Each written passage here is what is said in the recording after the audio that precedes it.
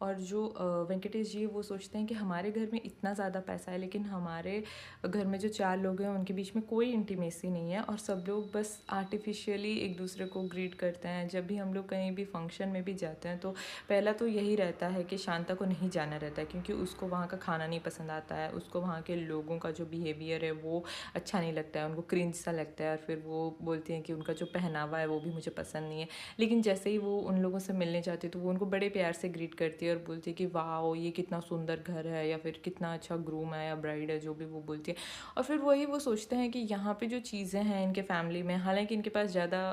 पैसा नहीं है हमारे जैसे और इनका भी बहुत कुछ लोन में चल रहा है, लेकिन एक इंटीमेसी है जो कि हमारे घर में मिसिंग है। हमारे घर में ऐसा कुछ भी नहीं है, सब लोग एकदम आर्टिफिशियल हैं, सब लोग खुश रहने का सोचते हैं या फिर दिखावा करते हैं, आपस में खुश हैं नहीं। तो वो हमेशा सोचते हैं कि कैसे जो शांता है वो हमेशा बहुत ज़्यादा लोन ले लेती है और जब भी और फिर उसको रीपे ना करने तक वो एकदम दम नहीं भरती है। और जब गौरी उनसे कंप्लेन करती है कि मम्मी अगर तुमको ये सब लोन लेके इतना स्ट्रेस ही लेना था तो तुम लोन लेती क्यों, तो जो शांता है उनका रिप्लाई रहता है कि तुम्हारे पापा बैंक में है ना, तो अगर हम लोग लोन लेंगे तो बहुत कम इंटरेस्ट में आएगा और इसको बिजनेस कहते हैं, तो बिजनेस में अगर स्ट्रेस ना हो तो फिर बिजनेस कभी चलेगा नहीं, ऐसा उनका मानना रहता है। तो ये सब चीज़ों को सोच के वेंकटेश जी सोचते हैं कि कितना अच्छा परिवार है, काश हमारा भी ऐसा होता। तो इससे हमें ये पता चलता है कि इंसान के पास जो होता नहीं है वो हमेशा उस चीज़ को कहीं ना कहीं मिस करता है। अगर हमारे पास बहुत ज़्यादा पैसा नहीं है तो हम